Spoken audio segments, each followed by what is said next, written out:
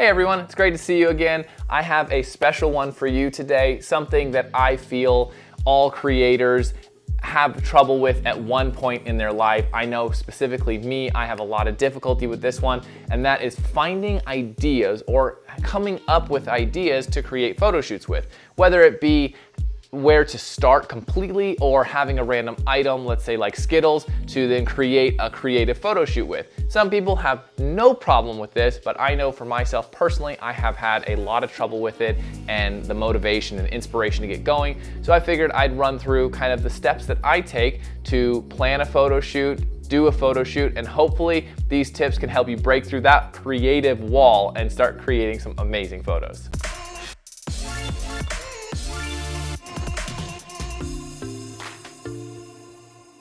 What's up, creative crew? Will Simpson here, and welcome to Exploring Photography.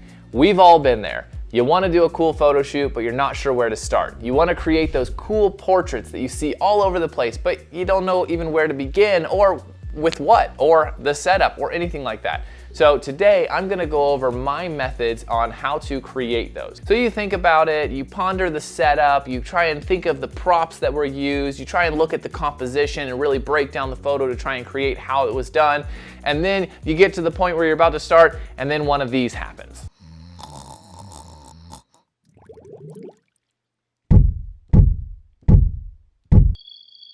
At least that's what happens to me. I know that when I'm going through the creative process, before I start, it's very hard and I go through these motions. Sometimes I'll get really sleepy, or I'll just get frustrated, or I just won't do it at all because I just don't know every little detail. I want to be perfect. I have a problem with always wanting to be perfect. I need every little detail to come out perfect, and when it doesn't, I get super frustrated. So I have to continue to push myself through these motions, because otherwise I'll get no creation done, and then that's just no good. I think everybody has trouble with this, so try not to get discouraged with it. I myself have a lot of trouble sometimes creating ideas or thinking of things to do, creative ideas to do. So I try not to get super discouraged by it, because we all go through it. It's just how you process or progress through the frustration or the lack of ideas part. I recently did a challenge on TikTok. Not a TikTok challenge, but one that my girlfriend and I came up with.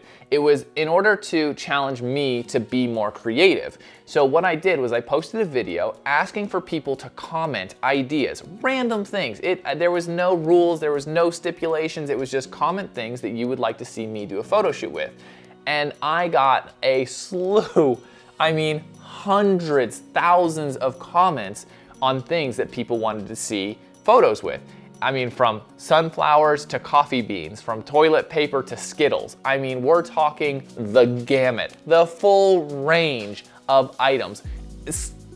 Some items that I would not do, like someone said poop, and I was like, I'm not gonna shoot with poop.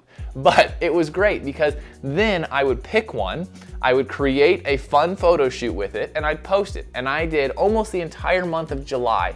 I did almost one a day. But this really got me getting creative and got my creative juices flowing. So here's what I would do. I would pick one of the comments, I'd pick an idea. Let's say for this case, I picked toilet paper.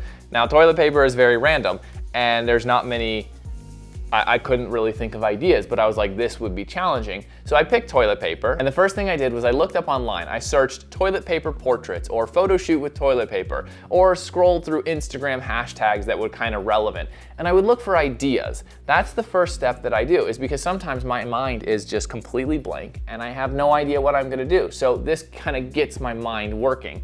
So I'd look online and I'd look for photo shoots with that item. And I would try and find a photo that I liked, that I wanted to recreate. Now, for toilet paper, there's very little. To be honest, a lot of them were these, silhouette shots through the toilet paper roll, and I didn't want to do that. I wanted to be more creative with that. Once you find the photo that you want to create, look at the photo, kind of break down the photo and look at what props you need, what items you need, what things in the photo make that photo look good, whether it's like a light flare or a nice backdrop or sunglasses, or in this case, I needed toilet paper. And well, I have enough of that because the shortage is over, thank goodness. I'm glad that's finally done. But for example, like the Skittles video, I needed Skittles. I wanted to do a red backdrop because I figured it would pop really well, and I wanted some rainbow socks to make a really unique photo. So I went out and got those items. Now it's totally okay to spend a little bit of money to create the photo that you want to create. A lot of times you could probably find items around the house to create photos with, but if you don't have the items, and it shouldn't cost you too much, but try and find the item, order it, or go pick it up, and it'll just make your photo that much better. So don't not do the photo because it's gonna cost you $5, $10. It's a creation thing, so you might have to invest a little in it. Once you have your props, your model, your setup, your backdrop, whatever else you need to create that photo, get it all set up, get it all situated, and then start taking photos. Start recreating those 1, 2, 3 photos that you found online that you wanna do. As you're doing this, talk with your model, look at the photos together, say, okay, let's try this, let's do this, let's try you doing this, let's try you doing this, and you might come up with new ideas and new thoughts. Now, that's not saying each one is gonna be great. There are going to be times when you're gonna try something and you're gonna be like, this looks like crap, I don't like this, and that's okay. There are hundreds of thousands of photos that get trashed, but that's the only way to create new ideas. You may try something that's super out of this world and it may look amazing. So don't limit yourself to ideas. If you have an idea and you're like, this might look cool, try it. If it doesn't look good, who cares? Move on, try something different. I guarantee that if you ask any photographer who's been doing it for a while and comes up with these amazing ideas, I guarantee that, especially in the beginning, that they threw away more photos than they actually took usable or postable or presentable photos, because that's how you learn. Here's the thing, not every picture is gonna be a banger, so you gotta go through the motions. Now, it might look like they take every picture a banger or a hot picture or a crispy photo, but that's because that's what you see in social media. That's what they post, that's what they show you. You don't see the mountains of trash photos that they didn't do anything with, that they have on hard drives just sitting there, or that they just deleted altogether. And let me tell you, those mountains are high. Now, the absolute hardest part of this is simply getting started. It may seem simple, have the idea, go get started. But when you have an idea and you start entering all of these doubts and all of these things, well, you suddenly start not wanting to do it. You find new things to do or different activities, or you put it off until tomorrow or anything like that. You start worrying about, what if I don't get a good shot? What if they don't like the photos? What if I can't recreate something? What if I don't get the lighting right? What if? There's all of these what if. But this is the killer. This is where you fail. Not doing the shoot is the same as failing. So at least give it a try, because if you don't do a good job, well, then it's the same as not doing. However, the difference is you will learn. It would actually shock me if you did a whole photo shoot and didn't get at least one photo. However, that can happen. I've been there. I've done an entire photo shoot for like 2 hours and I got home and I was like, these suck. All of these are crap. But that happens. The thing is I learned a lot. I saw, oh, I messed up missing focus here. I didn't get the lighting right here. I learned so much from that shoot because I made those mistakes, and that is okay. That's where you learn. That's the educational process that you have to go through. Every photographer's gone through this. I was just watching a Chris Howell video yesterday, and he said that he was doing a wedding video and he forgot to press the record button on his camera while he was walking down the aisle, while the bride and groom was walking down the aisle. And he said the bride was pissed. And yeah, she would be, but the thing is, we all make those mistakes, so it's okay. It's a learning process, and you got to go through those. That's why it's always good to do like a bunch of free shoots to really learn your stuff. If you're constantly going out shoots, then you're constantly learning more about your camera. You're getting more comfortable with it. You're constantly learning more about how to work with models or how to compose a photo better. You're constantly able to take better and better photos. You're constantly learning how better lighting is, and you're constantly getting faster and faster. The more shoots you do, the better you will get and the faster you will get. Here's the thing, creating creates creation. By starting to create, by going through the motions, you actually will inspire yourself to create more. But if you're always worried about not having ideas and not doing, you won't get those creative juices flowing. Continue to do that, and then watch out, because that creative waterfall is gonna smack you in the face and you're gonna be like, I have so many ideas now, because at one point that will happen. The more you create, the more ideas you'll have. It's how it works. It might start slow, but at one point it's gonna go and you're gonna have just unlimited ideas and you're not gonna know what to do with yourself. The challenge that I did on TikTok was a great challenge for me because it really got my creative juices flowing. And I highly recommend doing something like that because it forced me almost every single day to do a different photo shoot with a different item, change of setup, and just be creative.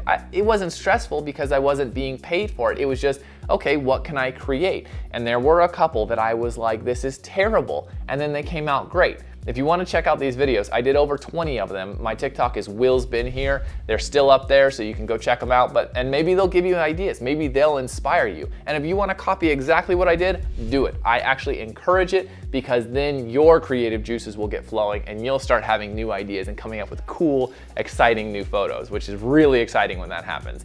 And especially when you have an idea and it works out exactly the way you want it and it comes out even better.